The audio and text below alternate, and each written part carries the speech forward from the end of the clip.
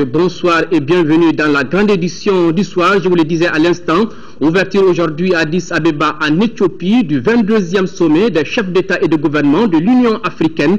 Les échanges portent sur la stratégie à développer et à mettre en place pour bannir l'insécurité alimentaire sur le continent. Le film de cette cérémonie d'ouverture avec nos envoyés spéciaux Aboy Touré, Ndeye Sissoko, Abdul Salam Bambara et Adama Kamara. Le président Mohamed Ould Abdel Aziz, dans son discours d'acceptation, a salué le choix porté sur son pays, choix qu'il a qualifié d'historique. Que nous célébrons l'année de l'agriculture et de la sécurité alimentaire au moment où nous discutons de l'agenda 2063 de l'Union africaine, un cadre stratégique commun pour la croissance inclusive et le développement durable. Pour la plupart de nos pays, l'agriculture constitue incontestablement le champ de bataille où nous pourrons gagner la guerre contre la pauvreté, la faim et l'indignité. L'agenda pour la transformation de l'agriculture est établi de façon stratégique en vue de créer d'énormes opportunités pour la réalisation du développement durable et inclusif en Afrique. L'Union africaine, faut-il le rappeler, a déclaré 2014 année de l'agriculture et de la sécurité alimentaire. Ibrahim Boubacar Keïta, qui participe pour la première fois en tant que chef de l'État à un sommet de l'Union africaine, s'est tout d'abord réjoui de la désignation du président mauritanien à la tête de l'organisation avant de partager sa vision sur le thème proposé pour ce 22e sommet. Très bonne chose pour notre région, pour notre organisation de l'OMS et pour mon ami et mon frère Abdelaziz. Et ce sommet est sûrement un sommet prometteur. Son thème, l'agriculture et la sécurité alimentaire, ce sont là des choses qui sont aujourd'hui au cœur des préoccupations africaines. Il est donc naturel que le Mali y prenne tout l'intérêt. Et je gage, moi en tout cas, que cette année 2014, consacrée à l'agriculture et à la sécurité alimentaire, ne sera pas une vaine année. J'en suis évidemment convaincu. Je pense également qu'il ne faut pas être pessimiste dans le style de ceux qui disent que oui, l'Union africaine ronronne, les sommets se ressemblent. Non, non, les hommes changent. Le contenu des programmes change. La volonté des hommes également n'est pas tout à fait la même. Il y a là aujourd'hui des leaders qui sont désireux de faire bouger le continent. Les chefs d'État et de gouvernement ont commencé leur huis clos et cela jusqu'à demain après-midi pour la cérémonie de clôture. Hier, le président de la République a accordé une audience à l'assistante du secrétaire d'État américain pour les affaires africaines. L'audience a porté sur la situation dans notre pays et le prochain sommet convoqué par le président américain. La diplomate à sa sortie d'audience au micro de Aboy Touré. Nous avons parlé de la situation au Mali dès que Monsieur le Président a assumé la présidence il y a 4 mois. Nous avons félicité Monsieur le Président sur ses avances dans le processus de la réconciliation et nous avons offert l'appui de la communauté internationale en avançant ce processus. Nous avons aussi eu l'intervention de M. Grant Harris, qui est le conseiller au président Obama au sujet de l'Afrique, qui a parlé du sommet entre les chefs d'État africains et le président Obama, qui va se passer en août de cette année, le 5 et 6 août. Et nous avons aussi félicité le peuple malien pour le progrès en réconciliation et développement et nous sommes à leur côté à l'avenir. Nous sommes toujours à Addis Abeba où l'épouse du président de la République, Keïta Aminata Maïga, et ses sœurs premières dames ont assisté à la cérémonie d'ouverture du sommet de l'UIA. Donc juste après cette cérémonie, elles ont été invitées à un de travail organisé par l'Union africaine et la Fondation Olusegun Obasanjo. La Fondation est l'ancien président du Nigeria dont l'action est destinée à promouvoir des solutions publiques-privées innovantes aux problèmes de sécurité alimentaire, de lutte contre la maladie non transmissible, de gouvernance, d'éducation des jeunes filles et l'emploi des jeunes. Le déjeuner d'échange a traité du thème de l'accélération de l'emploi des jeunes en Afrique. Signalons que la rencontre des premières dames s'ouvre demain. Le Premier ministre Oumar Tatamli, ici à Bamako, a présidé ce matin la première session ordinaire du Conseil national de la sécurité alimentaire.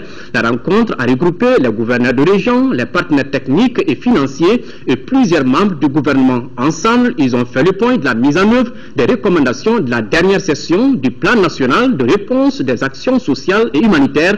Concernant ce dernier point, le gouvernement doit apporter un soutien alimentaire de 800 000 personnes au Mali en 2014. On fait le point avec Bourama Traoré. Environ 800 000 Maliens auront besoin d'une assistance alimentaire en 2014. Un chiffre révélé par le Premier ministre à l'ouverture de la 11e session ordinaire du Conseil national de la sécurité alimentaire et le chef du gouvernement de poursuivre. Avec une attention particulière aux déplacés internes et externes, dont le retour dans les localités d'origine pourrait être effectif dans les mois à venir. Une personne assistée pour des raisons nutritionnelles, c'est encore une personne de trop que nous avons le devoir de secourir, et c'est une personne de trop qui n'a pas bénéficié des appuis nécessaires en termes de renforcement de ses capacités de résilience, ses capacités à faire face, à se prendre en charge dans l'honneur et dans la dignité. Cela désigne des insuffisances qu'il nous faut corriger. Au total, 160 communes du Mali se trouvent en difficulté alimentaire et économique. C'est ce qui ressort d'une évaluation provisoire du système d'alerte précoce, d'où la nécessité d'engager des actions urgentes et concrètes. Les partenaires techniques et financiers estiment qu'il est urgent de mettre en œuvre des actions qui renforcent durablement la résilience des populations face aux crises sécuritaires et climatiques. Il s'agira à la fois de stimuler les productions locales, développer des activités génératrices de revenus et renforcer les systèmes de conservation et de stockage des récoltes. Et la représentante de la FAO de souligner le faible niveau de financement du plan national de réponse 2013-2014. Côté malien, seulement 33% du montant a été mobilisé. Sur une participation attendue de l'État de 30 milliards, 286 millions au titre du plan de réponse 2013, le gouvernement a pu mobiliser 9,5 milliards depuis le dernier conseil pour mener des actions d'atténuation, malgré un contexte économique difficile qui prévaut dans notre pays, un contexte financier qui est simplement en cours de normalisation. La reconstitution du stock national de sécurité est en cours pour 31 000 tonnes de mil sorgho, de même celle du Fonds de sécurité alimentaire pour 5,5 milliards en vue de garantir le financement idoine des actions de sécurité alimentaire et nutritionnelle en 2014. En outre, à l'issue de l'évaluation provisoire de la campagne agricole 2013-2014 par le SAP, qui intègre les résultats du cadre harmonisé et ceux de l'enquête économique des ménages, le plan national de réponse aux difficultés alimentaires et nutritionnelles a mis à jour la nécessité d'apporter immédiatement une assistance d'urgence à 75 490 personnes et d'effectuer pendant la période de soudure à venir les distributions alimentaires gratuites en faveur de 736 746 personnes. Les partenaires techniques et financiers de la sécurité alimentaire agiront en concertation avec le gouvernement du Mali et apporteront, dans la mesure du possible, leur appui pour le financement des ressources nécessaires à la réforme du dispositif national de sécurité alimentaire. De même, ils apporteront leur soutien au plan de réponse du gouvernement contre l'insécurité alimentaire et nutritionnelle en 2014, conformément à la mise en œuvre des réformes nécessaires. Cet engagement constant des partenaires techniques et financiers doit permettre au gouvernement de répondre à une attente, celle d'assurer la sécurité alimentaire et nutritionnelle des populations du Mali. Une délégation du Conseil de sécurité des Nations Unies doit rencontrer très prochainement le gouvernement, les institutions de la République ainsi que la société civile. C'est l'une des informations issues de la série d'audiences que le président de l'Assemblée nationale a eu aujourd'hui avec les différentes personnalités. Il s'agit de l'adjoint du représentant spécial des Nations Unies, des ambassadeurs de la Grande-Bretagne et de la Palestine ainsi que de la présidence d'Amnesty International, Ramata Konaté. La série d'audiences accordées ce jeudi par le président de l'Assemblée nationale a commencé par la présidente de l'organisation Amnesty International. Avec Keïta Mariam Touré, il a été question du traité sur le commerce des armes. Le document qui réglemente ce secteur a été ratifié par le Mali il y a juste 2 mois. À l'issue de cette ratification, nous attendons beaucoup de l'Assemblée parce que la question du commerce des armes ne peut pas être un problème spécifique aux Maliens, c'est un problème sous-régional. Et nous sommes venus inviter justement le président de l'Assemblée nationale à s'impliquer pour que les autres pays de la sous-région aussi puissent signer et ratifier ce document. Après la présidente Touré, ce fut le tour de l'ambassadeur de la Palestine d'être reçu par le président de l'Assemblée nationale.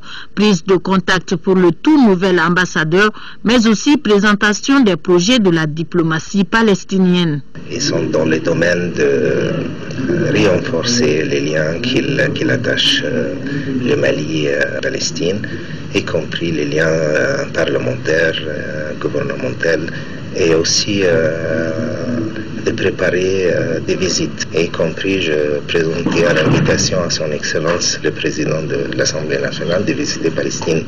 La troisième audience était axée en grande partie sur la coopération entre Londres et Bamako. Nous avons discuté le rôle de l'Assemblée nationale dans la lutte contre la corruption, dans le processus de réconciliation. Et de plus, nous avons discuté de possibilités de créer les liens un peu plus forts entre les parlements de Grande-Bretagne et le Mali. Il faut examiner la possibilité d'avoir cette information pour les députés. Enfin, un mot de sécurité dans l'agenda du président de l'Assemblée nationale ce jeudi, c'était avec l'adjoint du représentant spécial des Nations Unies. J'ai fait part à M. le président de l'Assemblée nationale de la venue le week-end prochain d'une délégation du Conseil de sécurité des Nations Unies qui va rencontrer différentes institutions et structures ici au Mali, les organisations de la société civile, les mouvements et évidemment le gouvernement. Et nous voulions informer l'institution à travers son chef de cette visite. Les 4 personnalités ont tour à tour félicité le président Issaka Sidibé pour son élection à la tête du Parlement malien. Les soldats de l'économie, on en parle. La journée internationale des douanes, c'est aujourd'hui. Sa direction générale a animé une conférence de presse à ce sujet. Il avait pour thème communiquer, partager l'information pour mieux coopérer. En 2014, la direction veut informer les usagers sur toutes les activités des services de sa structure. Mariam Sagara. L'administration des douanes place cette journée internationale sous les signes de la communication. Ce talent nouveau permettra de faciliter les différentes approches du processus partenarial entre les couches du secteur économique et financier. Tout au long de cette année, nous aurons comme activité majeure la communication. La communication est conçue comme un processus de partage qui favorise la coopération. Et il est convenu en ce moment de saisir l'opportunité d'une bonne stratégie en matière de communication, aussi bien sur le plan interne qu'externe, afin de promouvoir essentiellement la transparence, de faciliter le dialogue, d'instaurer la confiance et d'assurer une compréhension mutuelle. La hiérarchie douanière entend partager l'information à travers cette communication pour mieux coopérer. Disposer d'un système de communication robuste est essentiel à toute politique visant à mettre en avant des problématiques spécifiques ou à promouvoir les réalisations de la douane, à accroître la transparence, la bonne gouvernance, à changer les perceptions le cas échéant et à améliorer le taux de conformité réglementaire. Le directeur des douanes a pris l'engagement solennel de relever les recettes douanières qui du moins connaissent depuis quelques moments une ascendance fulgurante. Permettez-moi de profiter de l'occasion qui m'est offerte pour parler des réalisations de l'administration des douanes maliennes qui a pu mobiliser en 2013 sur un objectif de 333,4 milliards, 337,7 milliards, soit une progression et un taux de réalisation de 101,3%. Et les objectifs au titre de l'année 2014 sont de 375 milliards. Et ici et maintenant, nous avons pris l'engagement devant le ministre que cet objectif également sera atteint. Malgré les périodes de crise qu'elle a traversées, la direction des douanes s'est attelée à renflouer les caisses de l'État. Une satisfaction exprimée par le département de tutelle au cours de la journée. Pour être tout à fait complet, la France vient de doter l'administration des douanes du Mali d'un système informatique ultramoderne d'une valeur d'1 milliard de francs CFA. Cet outil appelé Data Station, opérationnalisation efficace du système informatique des douanes du Mali, un acte de coopération qui vient couronner la journée de la douane. Mariam Sagara. En mars 2012, le système informatique des douanes est par les vandales. Une année après, la France s'engage et le défi est vite relevé. Les installations de la Direction générale des douanes ont été saccagées lors des événements de mars 2012, annihilant ainsi plus de 20 ans d'efforts des hommes et des femmes qui ont tout donné pour que les douanes maliennes soient dotées d'un système informatique performant. Il s'agissait dès lors de voir comment remettre en marche le système informatique et comment le sécuriser. C'est dans ce cadre que le projet de reconstruction et de sécurisation du système informatique appelé Data Center a vu le jour. Il a fallu 1 milliard de francs CFA à la coopération française pour la réalisation de ce Data Center. C'est un projet emblématique. Emblématique des liens qui unissent les douanes maliennes et françaises dans leur volonté commune de construire ensemble une administration des douanes moderne et efficace. C'est la première fois que la douane française est engagée dans ce type de projet et de réalisation. Cet outil de sécurisation dans le système douanier est une révolution qui concerne plusieurs services administratifs, à la fois pour le développement socio-économique du Mali et pour la vulgarisation des données. Quand on aime, on ne compte pas. Alors la France aime le Mali, les douaniers français aiment les douaniers maliens, mais fiers d'avoir porté ce projet. D'abord parce qu'il vient de vous. Les douanes françaises ont été, je crois, exemplaires dans la réalisation de ce projet. Monsieur le directeur général, bravo à titre personnel, ainsi que tous les adjoints et toutes les personnes que vous avez citées. Ce modèle de coopération prouve l'intérêt et la confiance que la France porte à notre pays. Merci encore à la France d'être là avec nous. Je pense que monsieur l'ambassadeur est au service du Mali. Il suit la vision de la France par rapport à ses rapports avec le Mali, un partenaire de très longue date. Par rapport au projet qui nous réunit aujourd'hui, on a du mal à cerner tout l'impact que ça pourra avoir par rapport à la maîtrise de l'assiette, à la traçabilité de tout ce qu'il y a comme mouvement de marchandises à destination et au départ du Mali, et par rapport à la sécurisation du système informatique douanier. Cet outil ultramoderne que la France vient d'offrir au Mali s'ajoute à un lot de matériel de sécurité pour l'aéroport Bamako-Sénou, un bateau d'intervention rapide à la brigade fluviale. Sur un tout autre sujet, les travaux d'exécution des 1552 logements sociaux des Tabakoro affichent un taux de réalisation de moins de 40%. C'est le constat fait par le ministre du Logement qui était sur le chantier. Les difficultés varient d'une entreprise à une autre. Elles sont la plupart liées aux événements que notre pays a connus. Le ministre et sa délégation ont pris bonne note des problèmes évoqués et souhaitent trouver des solutions pérennes afin que le délai de juillet 2014 soit respecté pour la remise des clés. Reportage Mohamed Diarra. Le chantier des 1552 logements sociaux de Tabakoro représente un visage mi-tigre, mi-raisin. Le taux d'exécution varie d'une entreprise à une autre. Il oscille entre 11 et 86%. On est à peu près à 60% d'exécution pour un délai consommé de 3 mois. Après la chute du régime, il y a eu une interruption. Entre-temps, on avait d'autres machines dans le nord. On avait presque envoyé tout le matériel de ce côté. Tu vois. Mais la reprise, avec l'occupation du nord, c'était difficile de faire revenir nos affaires. Des difficultés qui s'expliquent en partie par le coup d'État de mars 2012, occasionnant ainsi l'arrêt des travaux sur le site. Conséquence, les agios au niveau des banques ont augmenté. Cette visite de terrain vise donc à recenser les problèmes afin de trouver des solutions rapides au grand bonheur des soumissionnaires qui sont dans l'attente. Les entreprises ont beaucoup insisté sur le problème des agios.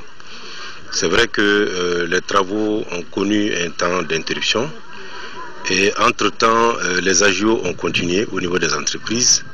C'est vrai, ce n'est pas le fait des entreprises. Et donc, nous sommes en train de voir avec les différents partenaires quelles réflexions et quelles solutions trouver à ces problèmes-là. Les représentants des deux banques partenaires, la BHM et la BMS, se réjouissent de l'état d'avancement des travaux. Depuis le redémarrage du chantier, qui a vu la mise en place de 6 milliards, on constate sur le terrain que les choses ont vraiment évolué. Le niveau de financement, le schéma est le même. Dès qu'il y a un décompte, il est procédé à un paiement. Et le MH ordonne les paiements et nous effectuons les paiements. Partout où le ministre est passé, il a échangé avec les techniciens sur la qualité des matériaux de construction. Nous avons vu souvent qu'il y a vraiment des problèmes par rapport à ça, notamment les fers. Donc nous avons vu que souvent les entreprises utilisent des fers qui ne sont pas aux normes. Donc des fers de 12 qui doivent être utilisés, on utilise des fers de 10 à leur place. Donc ça pose des désagréments. Malgré la difficulté enregistrée sur le terrain, le ministre a bon espoir que les délais seront tenus. Il y a un élément sur lequel il faut travailler, c'est la catégorie des entreprises qui ont un taux d'exécution qui se situe entre 20 et j'allais dire 5%. Là, il y a un travail énorme à faire. C'est pourquoi nous avons souhaité cette visite intégrée parce qu'elle intègre l'ensemble des parties prenantes du processus pour qu'au sortir de la dite visite, ensemble, nous définissions les éléments par lesquels il faut résoudre ou résorber les problèmes qui se posent. Notamment faire en sorte que nous soyons dans les délais de mai-juin, si possible 2014. Et je pense que nous y serons, Inch'Allah. La réalisation de ces 1550 logements sociaux coûtera à l'État et à ses partenaires la bagatelle de 21 milliards de francs CFA. Les logements réalisés sont de type F3, F4 et F5. Le ministre délégué chargé des affaires religieuses et du culte, Thierno Amadou Oumar As Diallo, s'est envolé hier pour l'Arabie Saoudite à la tête d'une importante délégation. L'objectif de cette mission est de préparer le pèlerinage 2014 avec son homologue saoudien. Une mission de la Banque mondiale a rencontré hier les associations et fédérations des jeunes à travers le Conseil national de la jeunesse du Mali. La délégation dispose d'un projet dénommé Développement des compétences et promotion d'emploi des jeunes. La rencontre vise à prendre en compte les préoccupations des jeunes en matière d'emploi. Compte rendu à Gali Agagissa. Le projet de développement des compétences et de la promotion de l'emploi jeune est une initiative de la Banque mondiale. Et pour sa mise en œuvre, les responsables de cette institution financière entendent prendre en compte les préoccupations des jeunes. C'est dans cette optique qu'une mission de la Banque mondiale a rencontré les représentants des associations et fédérations membres ou affiliés au Comité national de la jeunesse du Mali. Au cours des échanges, les intervenants ont pu évoquer les problèmes qui mènent le marché de l'emploi au Mali. Des problèmes qui ont pour nom l'inadéquation entre formation et emploi, la concurrence extérieure, le manque de confiance aux formations nationales. J'ai retenu une préoccupation réelle sur le thème de l'emploi. Préoccupation réelle pour que les fruits de la formation et de l'éducation se traduisent en emploi. J'ai également entendu une préoccupation de participation et d'inclusivité. Et les jeunes veulent faire partie des stratégies pour le développement de l'emploi au Mali. Ils veulent avoir leur mot à dire sur ce qui marche, sur ce qui ne marche pas. Donc c'est une autre préoccupation que nous avons recueillie. Nous avons également ressenti des préoccupations au niveau véritablement de l'entrepreneuriat. Comment faire en sorte que les petits créateurs d'entreprises soient appuyés jusqu'au bout. Également au niveau de la formation, comment faire en sorte que les formations répondent vraiment aux exigences du marché du travail. Nous apprécions beaucoup ces projets qui est composé de trois grands secteurs, à savoir l'agroalimentaire, les mines, les BTP. Donc nous avons pas mal de jeunes aujourd'hui qui interviennent dans ces domaines-là. Les responsables du CNJ Mali entendent jouer leur partition pour la réalisation de ce projet au profit de la jeunesse malienne. Le projet d'appui au développement communautaire PADEC a réalisé 292 micro-projets socio-économiques dans les régions de Koulikoro et d'Ikaï pour un montant de 5 milliards de francs CFA. Cela afin de lutter contre la pauvreté dans ces localités. Ce résultat a été annoncé au cours de la réunion de la 8e session du Comité national de pilotage du PADEC qui s'est tenue ce matin à Bamako. Reportage d'Aouda Sidiki Diara. Le rapport annuel des activités 2013 du projet d'appui au développement communautaire, le compte rendu de la 7e session du comité national de pilotage et bien d'autres activités du PADEC constituent la quintessence de cette réunion. Après la fin de la période contractuelle en 2012, l'année 2013 est la première année de prorogation du PADEC. Elle devrait permettre la finalisation des activités restantes et la consolidation des acquis du projet. Les résultats enregistrés sont satisfaisants, notamment dans le domaine du renforcement des capacités, l'organisation des campagnes d'information et de sensibilisation sur le projet et sur les thèmes liés à la participation communautaire, la réalisation et la gestion des infrastructures socio-économiques de base. Depuis le démarrage des activités du projet d'appui au développement communautaire en 2007, 292 micro-projets socio-économiques sur 342 ont été réalisés dans les régions de Kayes et de Koulikoro. Le coût total de ces investissements s'élève à 2 798 930 601 francs CFA pour la région de Kayes et 2 487 665 488 francs CFA pour celle de Koulikoro. Par ailleurs, le taux d'exécution physique des activités du PADEC a atteint 88,74% en 2012 contre 85,29% en 2013. L'année 2014, qui constitue la deuxième année de prorogation du PADEC, prendra en charge toutes les activités restantes du projet. Nous vous l'annoncions en début de journal, la une de l'actualité sur le continent, c'est bien l'ouverture ce matin du 22e sommet des chefs d'État et de gouvernement à Addis Abeba. La rencontre met l'accent cette année sur la lutte contre l'insécurité alimentaire en Afrique. Le point avec nos envoyés spéciaux depuis Addis Abeba. Les travaux ont été lancés dans une ambiance pleine d'émotion avec la minute de silence pour Nelson Mandela. L'Algérie, au nom de l'Afrique, a demandé que soit décidé ici et maintenant que la grande salle de plénière de l'UA soit baptisée salle Nelson Mandela. Alors, sans hésitation et avec acclamation, la décision a été prise. Et c'est dans cet élan d'émotion que la présidente de la Commission a présenté la nouvelle vision 2063 de l'Union africaine sous forme de rêve imagé. L'Afrique, 55 pays avec ses 2 milliards d'habitants, dira Dlamini Zuma, a réalisé de gros progrès, mais aujourd'hui, elle doit faire plus pour être un continent d'espoir. Nous avons élaboré l'agenda 2063 pour galvaniser et unir les Africains et la diaspora dans l'action autour d'une vision commune de paix et d'intégration d'une Afrique prospère.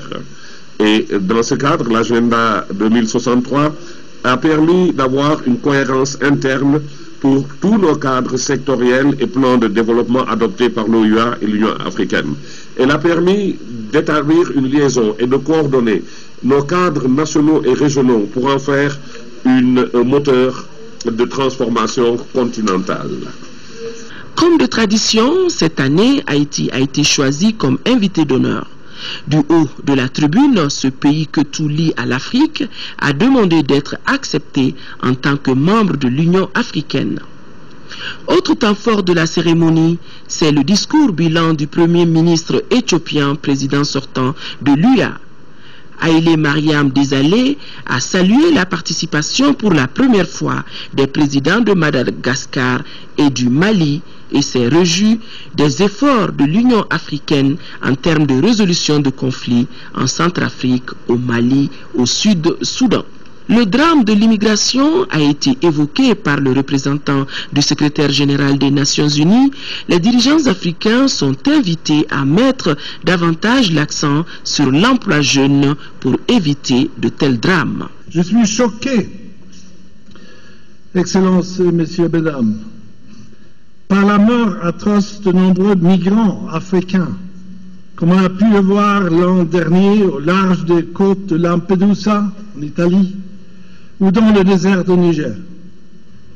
Ces êtres humains méritent toute notre compassion et doivent pousser tous les pays concernés à faire un examen de conscience et à agir. Également, des prix ont été décernés dans le domaine de l'innovation technologique, dans la maîtrise de la prévention du malaria. Et à l'unanimité, la Mauritanie a été désignée pour assurer la présidence de l'Union africaine pour 1 an. Le train du rêve d'une meilleure condition de vie pour le continent est donc lancé. Les Africains, hommes, femmes, enfants, ont désormais la lourde responsabilité, dans un esprit créatif, de transformer la vision 2063 de l'Union africaine en une réalité. Voilà, Hawaii l'a dit, et c'est la Mauritanie qui va assurer pendant 1 an la présidence de l'UA, une première pour ce pays. Son président a pris l'engagement d'axer ses actions dans la dynamique de la nouvelle vision 2063, un élément que vous avez pu suivre en début d'édition. Retour ici au Mali, la pharmacie populaire du Mali compte préserver son rôle de leadership dans la distribution de médicaments dans le secteur pharmaceutique. Elle entend aussi élargir l'éventail de ses activités. La structure a tenu aujourd'hui la 77e session de son conseil d'administration, compte rendu Mamadou Bagayogo. La pharmacie populaire du Mali, PPM, à l'image des autres entreprises, a connu une forte tension de trésorerie en 2013. Cependant, avec l'appui de l'État, l'entreprise a pu se ressaisir. Elle a même déjà relancé ses activités dans le nord du pays. La nouvelle année commence sous de bons auspices, avec la reprise effective de nos activités à Gao et Tombouctou et la revue à la hausse de nos prévisions de chiffre d'affaires qui sont de l'ordre de 8 milliards 400 millions de francs CFA environ, contre 7 milliards et demi en 2012, avec un résultat prévisionnel de 386 millions environ en 2013. Pour prospérer, le conseil d'administration estime que la pharmacie populaire du Mali doit continuer à travailler avec rigueur.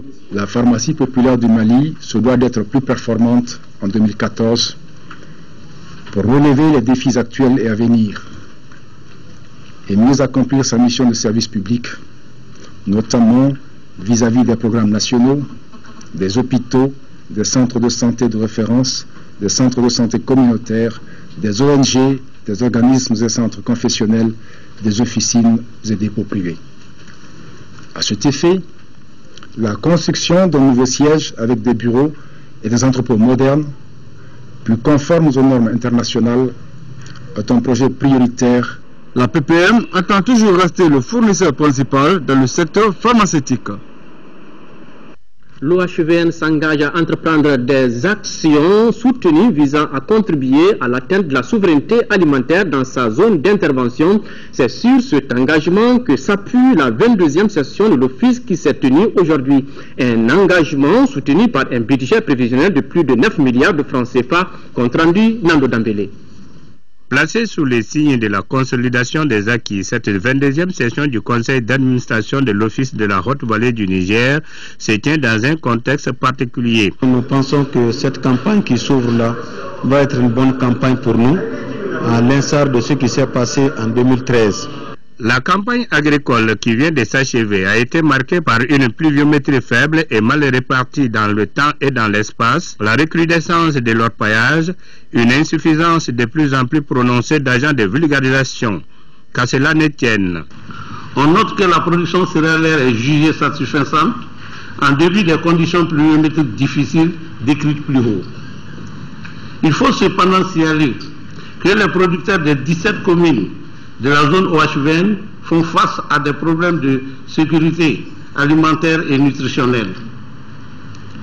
Compte tenu de l'occupation des braves valides dans leur paillage traditionnel et des contraintes pluviométriques.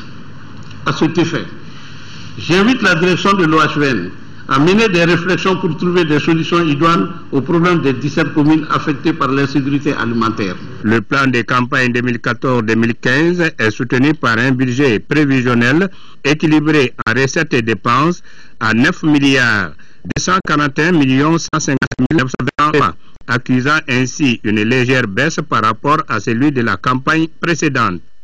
De l'eau pour l'agriculture, les administrateurs de l'Agence nationale de la météorologie ont tenu aujourd'hui leur 2e session ordinaire au siège de la structure. Une session qui doit examiner et adopter le budget prévisionnel 2014 afin que l'agence puisse jouer pleinement son rôle, compte rendu Mamoudou Sidibé. Pour cette deuxième session ordinaire de l'Agence nationale de la météorologie, les administrateurs doivent examiner et se prononcer sur le tout premier budget soumis par le service.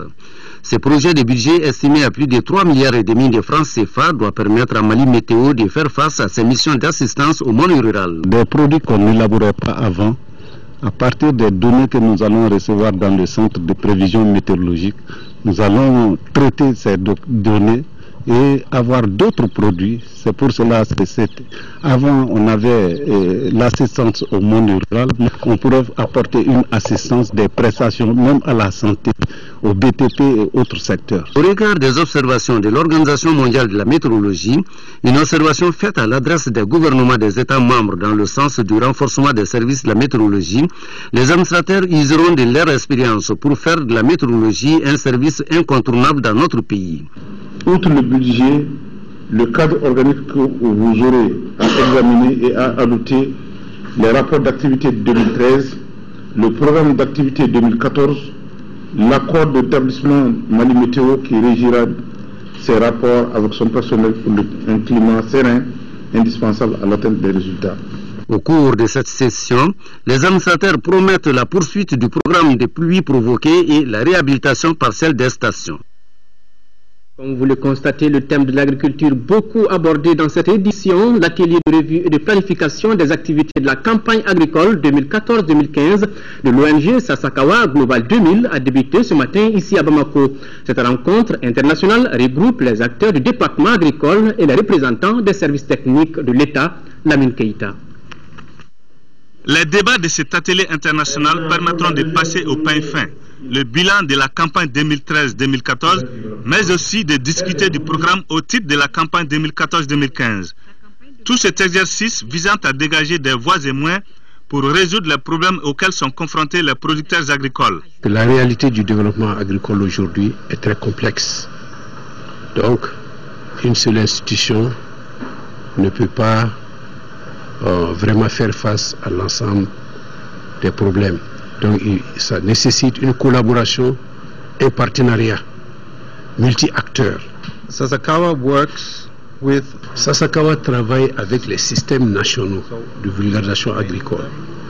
Ça veut dire que nous les formons, nous mettons des ressources à leur disposition et donc par conséquent nous devrons être avec eux pour partager quand même les résultats et les programmes pour l'année à venir. Quant au directeur national adjoint de l'agriculture, il salue la collaboration dynamique entre l'ONG internationale Sasakawa 2000 et les services techniques de l'État. Jusque-là, nous pouvons dire que c'est une très bonne collaboration. Le cas de Sasakawa est très très particulier. Nous sommes très proches. La rencontre prend fin demain vendredi. Sécurité, à présent, le ministre sénégalais des Forces armées était à Kidal en début de semaine. Sur place, le ministre Augustin Tine a rencontré les militaires de l'aménagement et ceux du Mali pour leur livrer le message de soutien des plus hautes autorités de son pays. Occasion pour le ministre de présenter aux troupes ses condoléances suite à la mort de 2 militaires sénégalais au nord de notre pays. Reportage Tiemogo Sagara. Pour cette première visite à Kidal, le ministre des Forces armées sénégalaises était accompagné du chef d'état-major général des armées du pays de la Teranga et de plusieurs autres hauts cadres de l'armée sénégalaise. Sitôt arrivé, la délégation s'est rendue au camp numéro 2 de Kidal où sont basées toutes les forces armées de sécurité étrangère. Ici, le ministre et sa délégation ont d'abord suivi à huis clos un exposé sur la situation sécuritaire à Kidal avant de rencontrer toutes les forces africaines présentes dans la DRAR des IFORAS. Nous sommes venus donc vous apporter non seulement le soutien et les mais la coopération. Le a ensuite visité la cuisine des militaires et le démissement endommageant l'explosion de la BMS de Kidal et l'autre lors d'une patrouille régulière par un engin explosif. Avant de quitter la 8e région administrative du Mali, le ministre a signé dans le livre d'or où il réaffirme la détermination de son pays à lutter contre toute forme de terrorisme aux côtés du Mali. Il a ensuite lancé une exhortation à tous les militaires de bien accomplir leur mission.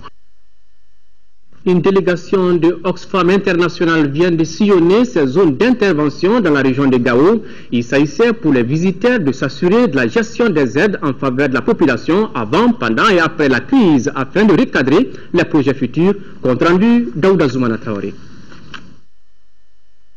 L'ONG Oxfam International et ses partenaires dont le PAM, l'ECO et le DEFID ont déboursé environ 4 milliards 600 millions de francs CFA pour apporter de l'assistance à la population de Gao durement éprouvée par la crise. Oxfam a offert aux femmes de Gao 40 000 francs par mois durant 4 mois. Première fois 1000 personnes, deuxième fois 1200 personnes. Ce sous nous a permis de revivre nos foyers. Nous avions reçu la nourriture, surtout de l'argent pour faire la sauce. Les zones rurales ne sont pas restées en marge de l'aide de l'Oxfam International. Oxfam a donné pour 207 ménages ici des vivres au moment de la crise.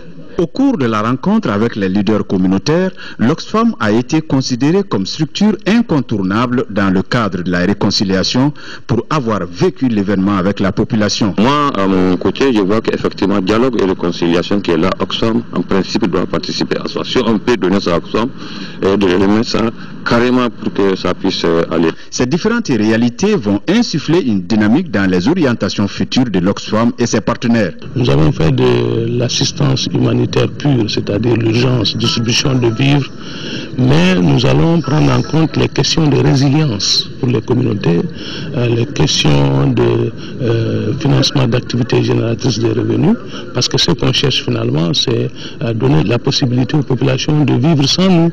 Cette réponse viendra soulager une population qui a vécu une campagne agricole dont le déficit céréalier est de l'ordre de 77%. Toujours au nord de notre pays, près de 90 millions de francs CFA seront investis à Tombouctou pour restaurer le dialogue inclusif au niveau communautaire. L'ONG nationale Association malienne pour la survie au Sahel vient de procéder au lancement du projet dans les communes de Alafia et Lafia, compte rendu Adama Djimde. La situation post-crise exige la mise en place de mécanismes de restauration de la paix et de la cohésion sociale. Le lancement de ce projet intitulé Dialogue inclusif à Tombouctou répond à cette logique. Il couvre les communes de Alafia, Lafia et la commune urbaine de Tombouctou pour une durée de 11 mois avec un budget de près de 90 millions de francs CFA. La mise en œuvre de ce projet viendra ainsi compléter et améliorer les dispositifs déjà en place. Il s'agit notamment des actions du programme de renforcement de la société civile pour la paix et le développement au nord, financé par l'AN et exécuté par MSS au niveau des communes d'Alafia et Lafia. Il est à noter que ce projet est en phase avec le programme de réconciliation nationale lancé par le gouvernement de la République du Mali, car il permet de proposer une approche ascendante du processus de réconciliation nationale par la promotion du dialogue inclusif au niveau communautaire avec la pleine participation des divers groupes sociaux de base. S'agissant des bénéficiaires, ils ne pouvaient que s'en réjouir d'une telle initiative. Pour moi, c'est vraiment un objectif noble. Sans paix, sans réconciliation, nous ne pouvons pas vraiment atteindre les objectifs que nous allons nous fixer dans le développement communal. Ce projet qui vise à restaurer la cohésion sociale est exécuté par l'AMSS et son partenaire britannique Living East Foundation. En quatrième région, 457 millions de francs CFA, c'est le coût du programme d'appui aux initiatives locales de Caritas du diocèse de Sens. Ce programme de 3 ans qui a été financé en partenariat avec Caritas Allemagne va concerner 17 communes des cercles de Blas, Sens et Tomignan. La cérémonie de lancement des activités a eu lieu aujourd'hui, compte rendu Kandesilla. Le nouveau programme d'appui aux initiatives locales de développement durable qui vient d'être lancé à Zoura, cercle de Tomignan, est un programme triennal 2014-2016 du diocèse de Sens à travers Caritas Mali. Il va couvrir 17 communes des cercles de Blas, Sens et de Tomignan. Sa mise en œuvre concerne près de 38% de la population du diocèse, estimée à 770 000 habitants. Il s'agit de mettre à la disposition des groupes cibles essentiellement composé de femmes et de jeunes des compétences nécessaires pour l'accroissement de production agro-silvopastorale, la réalisation d'infrastructures et équipements, Le coût total du programme est d'environ 457 millions de francs CFA. La Caritas est l'expression concrète de la mise en œuvre effective de cette étroite solidarité de l'Église catholique avec le genre humain. Sa vocation est d'aider tout homme et tout l'homme à accéder à une vie décente et digne selon le dessein même du Créateur. Ce nouveau programme vient consolider de nombreux acquis que Caritas n'a cessé de mener depuis 1985 au profit des populations du diocèse dans sa diversité ethnique et religieuse.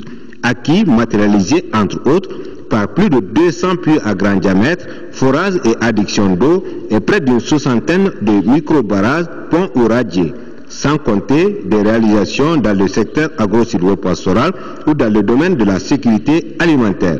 Les actions de Caritas s'inscrivent en tout cas correctement dans les politiques publiques du pays et ça répond vraiment aux besoins des populations en termes de développement.